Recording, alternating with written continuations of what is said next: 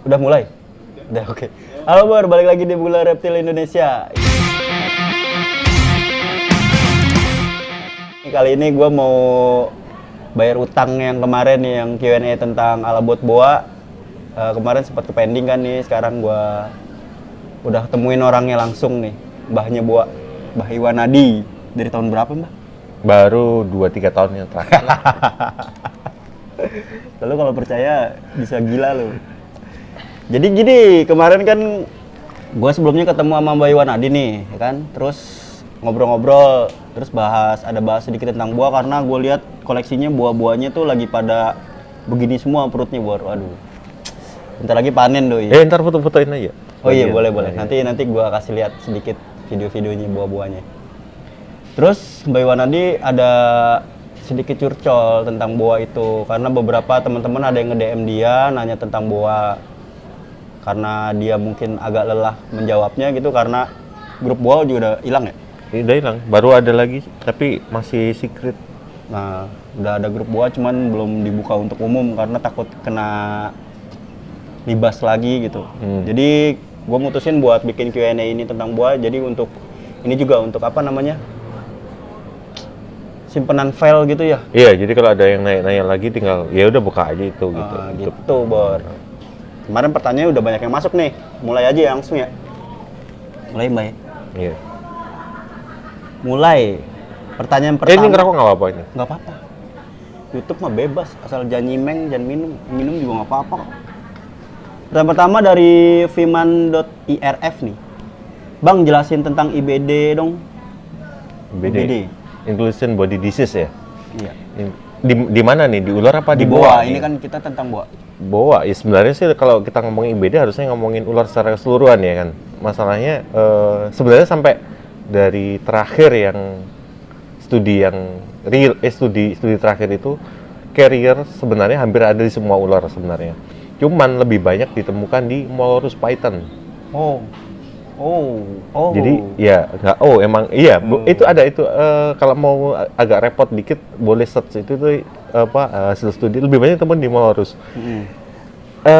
Lebih biar gampang ini ya biar gampang penjelasannya biar gampang kayak kita lagi di Indonesia nih ya sehat pergi ke Hong Kong tahu-tahu flu.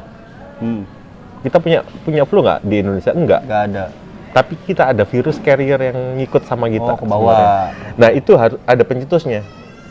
Modelnya kayak corona sekarang gitu. Nah hampir mirip. Nah semua virus sebenarnya seperti itu. Beberapa carrier itu tidak akan jadi apa-apa kalau tidak ada pencetus. Perpindahan ke tempat baru yang tiba-tiba dicampur dengan ular lama misalnya gitu. Itu bisa jadi pencetus IBD. Karena kondisi ular yang lemah itu lebih gampang terserang penyakit. Terus kalau ciri-cirinya IBD sendiri gimana? Paling gampang di bulan pertama biasanya wobbling, stargazing istilahnya kalau anak-anak. Tapi nggak semua stargazing itu wobbling. Itu IBD. Wobbling itu yang gini-gini Pak. Gitu ya, itu belum tentu IBD, itu stargazing. Tapi itu ciri awal. 4 minggu berikutnya itu udah pasti udah mulai mogok makan ya kan? Udah mulai mogok makan. Udah gitu di bulan kedua mulai balik badan tapi tidak bisa balik sendiri. Istilahnya wobblingnya parah lah gitu. Udah itu udah nggak itu wobbling nggak parah lagi ya, udah ngebalik ya. Iya, sarafnya udah. Karena IBD yang diserang adalah saraf memang. Saraf. Oke. Jadi begitu ngebalik dia nggak bisa balik sendiri kalau nggak dibantuin. Iya benar udah lumpuh. Bulan ketiga itu biasanya kulitnya udah mulai ngelupas sendiri. Itu parah. Di titik itu sih seharusnya sih yang paling benar langsung dibakar. Iya, nah kalau kandangnya pakai kandang kayu sekalian sama kandang-kandangnya. Kalau dikubur virus itu bisa nempel di benda apapun. Ya kan? Di selat kayu, tapi kalau tidak ada benda yang nempel di dia sih aman sebenarnya, tapi lebih aman lagi kalau cuman kalau kebanyakan teman-teman piara kan kandang itu kan ya misalkan punya kandang besar satu gitu kan, kalau misalkan ada ularnya mati dia udah fix IBD kan pasti sayang juga tuh. Terus kalau misalkan dibersihin pakai desinfektan aja bisa, gimana? Bisa. Cuman gini, kalau kandang itu dari kontainer paling nggak masalah itu. Jadi di desinfektan pakai apa namanya, wipol aja cukup sebenarnya. Mm-mm. Jemur 3 hari udah bisa pakai lagi. Tapi kalau kayu bisa 2-3 kali cuci mungkin. Habis itu jemur sampai kering baru bisa gunakan.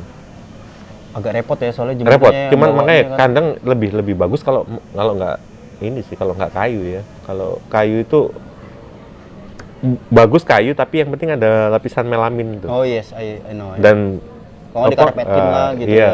sepojok-pojoknya dikasih silan gitu, jadi nggak ada apa namanya, nggak ada serat kayu yang terlihat gitu. Jadi dia bisa nyelip di serat-serat kayu ya? Ya apa aja. Situ ya? Gitu Bor. Penjelasan tentang IBD tuh. Pertanyaan kedua dari Gilang _5A. Boa apa yang paling kecil dan murah? Paling kecil, dwarf berarti. Kalau dwarf itu bangsanya dari Central Amerika boa. Bisa banyak sih macamnya sih. Contohnya tuh. Hawk Island termasuk dwarf juga. Terus Kalau boa tuh ada yang super dwarf gak sih? nggak ada, Nggak ada ya, nggak ada, nggak nggak ada. kayak Nggak ada. genetik Soalnya ya. yang dwarf aja udah kecil sebenarnya, karena Kalau yang usia- dwarf itu Jadi gini. maksimal berapa tuh? Jadi biar nggak banyak pertanyaan lagi nih, BCC nih. BCC itu normal ya, kita ngomong normal ya, kondisi normal. Itu panjang idealnya indukan itu 3 sampai 4,5 meter. 3 sampai bisa sebesar itu ya boa ya. 3 sampai. BCI itu 2,5 sampai 3 meter. Itu normal sebenarnya. Terus dwarf itu 1,8 sampai 2,2. Tapi karena dipelihara di hobbyis, biasanya tidak akan reach di angka maksimal. Oh iya, betul. Yang nentuin banyak kandang, makan, dan banyak lah itu. Banyak. Nentuin. Jadi ngeliat umur aja paling. Iya. Jadi yang paling kecil contohnya apa tuh Om? Yang paling kecil dan Central murah? Amerika, jelas. Central Amerika paling. BCA ya? Iya, itu 300 ribuan kayaknya sekarang sih ya. Tapi jarang sih yang punya sih. Iya, yang produksi Nggak ada.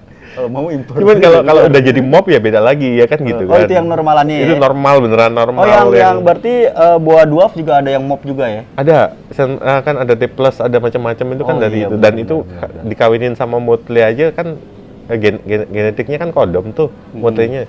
Jadi udah pasti nurun juga, tapi ya jadinya dwarf juga. Itu Ya Bor, harga sih yang jangan paling ini kecil. ya, jangan Kalau harga dibandingin kita nggak ya. bisa iniin Nggak, paling murah apa-apa ya? Iya. Pasar orang beda-beda soalnya Bor. Terus pertanyaan berikutnya dari Harkari. Ini dia nanya mulu nih cap ini. Bunda Reptil Indonesia bakal jual boa nggak? Kalau iya bakal jual berapa? Nah, tungguin nanti anakannya keluar gue jualin ya anakannya. Tungguin. Terus Alpha Balpot. Nubi bertanya, lah menjawab. Om, BCI itu singkatan dari apa ya? Nggak Om? tahu, lupa itu. Kenapa dinamain BCI? Hah? Lupa, itu yang nanya juga siapa sih itu? Ngehe Apa banget. bolot ini orang Bandung nih asli. BCI singkatan dari apa Om? Sebenarnya Kenapa dinamain BCI? karena tahu yang nanya jadi males jawab Males sebenarnya jawab. sih. Cuman buat yang lain ya, ya ada BCC itu buat konstriktor, terus ada BC itu konstriktor imperator. Kenapa dinamakan itu? Ya karena sifatnya dia yang belit. Konstrik. Oh, ngebelit. Makan pas makan gitu. Ya, buah pembelit namanya kalau di Indonesia ini ya kan. Tapi kan nggak enak kayak bola python aja, kalau kita nyebutnya bola python kan nggak enak ya kan. Oh, jadi dia tuh maksudnya suka ngebelit apa dia kalau dipegang suka ngebelit kayak BP gitu? BCI itu. Makanya dia konstrik. Oh, pas makan doang. Ceret gitu. Kalau yang lain bukannya sama Om semua piton. BCI ya, kalau ya BCI ya boa konstriktor imperator lah jelas. Kenapa dinamain BCI? Kebanyakan ditemuin di Kolombia, di Amerika Utara ya berarti dia. Daerah Kolombia, sebelum Venezuela dan lain-lain. Disebut konstriktor karena dia belit. Udah. Belit mangsanya gitu ya. Karena karakter itu berbeda dengan ular yang lain. Caranya dia membelit di awal strike sampai narik. Oh, Akhirnya jadi dinamakan kalau kita konstriktor. perhatiin pas makan itu beda tuh cara Iya, membelitnya gitu. coba membelitnya nanti tes beda. aja. Mau nggak coba tangan? Enggak ah, sakit boa. Terus Takut gue sama boa. next. Itu yang nanya nggak Oke, penting next. itulah. Iya sih.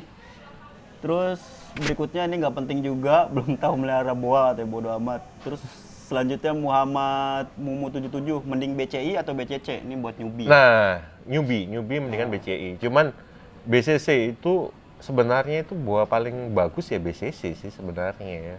Boa paling bagus tuh ya. Maksudnya kita ngomongin selera akhirnya ya. Ah iya benar. Selera itu susah gitu. Selera tuh. Kalau kita ngomongin mob ya BCI lebih banyak sebenarnya. BCI untuk mob ya. Tapi kalau normal boa itu paling bagus BCC. BCC. Karena khas banget ya. retail boa makanya Kotak namanya. banget ya. Kalau BCC itu Selain juga badan beda-beda kan? bagus, bisa sangat besar sekali, terus Iya sih, bisa gede banget ekornya sih. pasti merah merona. Waktu itu gue pernah lihat paling gede BCC punya siapa ya yang biasa buka stand tuh. Iya, bisa sih gede-gede. Yang biasa buka stand set kayak retik bor gede banget. Iya. Terus ini berikutnya dari Safisa nih sih tadi udah dibahas sih, cuman dia nanya lagi apa bedanya BCI dan Bedanya BCC. beda dari size, dari tempat lokasi penemuan, dari karakter buahnya juga beda. Bentuk sebenarnya, bentuk kepala apa juga sedikit berbeda. Ada cirinya masing-masing. BCC lebih panjang dibanding BCI, cuman secara keseluruhan lebih ke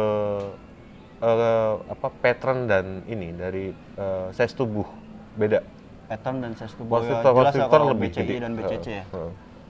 Oke, next berikutnya dari Herlinda Nov 97. Nah, ini kemarin dia sebelum nanya ada DM gue dulu nih. Berterima kasih katanya mau bikin video ini gitu. Cara pencegahan boa biar nggak kena virus. Gampang. Jangan sampai air minum dikencingin sama buahnya. Biasanya paling aman caranya adalah habis kasih makan jangan kasih minum dulu. Habis kasih makan jangan kasih minum. Iya, biarkan sampai dia kencing dulu baru masukin minum biasanya. Tapi kalau yang tiap hari bisa ngecek kandang sih air minum harus ada terus gitu loh. Biar yang jadi virus paling sebenarnya di ular apapun sih. Iya, di hewan manapun. Itu kalau dia minum air kencingnya ya. sendiri di tempat benar-benar minum. Bor. Jadi memang tempat minum tuh penting harus diganti setelah berkala. Kalau kelihatan kotor dikit ganti deh mendingan. Merah apapun itu gitu kan. Terus ini masih dia juga nih. Teori mob saat breeding apakah sama dengan retik? Sama. Mungkin maksudnya yang Maksudnya, resesif oh itu iya, genetik sama sih di semua hewan saya bilang malah. ya? Semua hewan sama. Jadi cuman ada resesif kodom. Ini masih dia juga. Gimana cara boa biar cepat ngelok? Sebenarnya kalau kita ngikutin iklim karena boa kebetulan. Nah, itu Kebetulan. juga sebenarnya gue ada pertanyaan tentang gitu juga Kenapa? sih. Apa masa kawinnya boa gitu? Nah, jadi boa ini kebetulan didapat di negara asalnya ya. Di negara asalnya itu sama persis 4 musim dengan Indonesia. Oh, sama. Brasil, Venezuela, semuanya 4 musim. Oh iya, Tidak ada jelas ya. musim salju sebenarnya. Cuman boa yang kita dapat di Indonesia kebanyakan importnya justru bukan dari negara-negara tersebut. Oh, bukan dari negara asalnya. Udah mob ya kan kebanyakan, dan itu dari tempat breeding udah pasti, udah dari breeder kan. Jadi kalau ngikutin alam itu menjelang musim hujan, jadi mulai dari bulan September sampai bulan Maret itu masa birahi boa normalnya. Kalau kita peliharanya misalnya mengandalkan suhu alam maksudnya, itu di bulan-bulan itu Oh, bola jadi mulai ngelok. boa juga sebenarnya sama kayak retik gitu Om ya. Hmm. Jadi bisa main suhu, bisa ngikutin Ya, suhu alam gitu. iya, dan bisa dikadalin. Nah iya, Dalam tanda maksudnya kutip. main suhunya Iya, gitu bisa dikadalin. bisa dikadalin biar dia birahi bisa. Tuh, catat tuh baik-baik tuh. Terus berikutnya, apakah ada penanganan khusus untuk buah yang lagi bunting? Enggak, suhu. Catatannya cuma satu, suhu. Suhu nggak boleh lebih dari 30 derajat. Suhu nggak boleh lebih dari 30 derajat. Kelembapan sih sama 75. Kalau retik lagi. Kalau buah lu lagi bunting, suhunya harus dijaga tuh. Suhu penting, berarti untuk semua ular ya suhu? Iya, sama sih. Sama. Konsepnya sih sama, cuman bedanya Nah, kalau cuman- yang lebih Hah? spesifiknya nggak ada yang lebih spesialnya? Nggak ada. Sama. Bedanya cuman itu doang. Satunya di inkubasi di luar, Oh. lebih gampang kita maintenance. Nah, kalau buah di dalam perut. Oh iya juga sih ya. Makanya Oh iya, benar. jaga suhu itu penting. Suhu ngakalin suhu kandang berarti. Ya, Suhu kandang apa suhu ruangan? Om? suhu kandang. Jadi gini, kadang-kadang di luar ruangan kita suhunya bisa 28 29, tapi di dalam kandang mah Nah iya makanya sirkulasi biasanya kalau sirkulasi kurang bagus bisa lebih tinggi suhunya. Oh jadi ngakalinya kita pakai ininya di dalam kandang ya? Kandang. Jadi Yang kita cek yang di dalam yang kandangnya. ngecek suhu di dalam kandang, bukan Dalam karena yang dipakai dia buat jalan-jalan ya itu. Cuman kalau kondisi terbatas, misalnya kalau lagi panas banget, misalnya suhunya udah mulai naik dari 30, tempat minum digedein misalnya, itu bisa. Triknya banyak Oh semua. kalau kelembapannya kelembapan 75. tempat minum digedein terus panas? Kalau suhu panas Eh, tempat minum digedein gini. itu kelembapan juga pasti kejaga apa gimana? Nah itu, makanya kan lebih penting sebenarnya itu ya suhu sebenarnya yang diatur. Soalnya begitu kita naruh tempat minum lebih besar, kelembapannya pasti lebih tinggi jatuhnya. Nah itu dia. akhirnya. Kalau kelembapannya lebih tinggi, sirkulasinya ditambah udah. Oh bolongan kandangnya ditambah. Iya. Itu dia tuh. Berarti poinnya adalah suhu, Bor.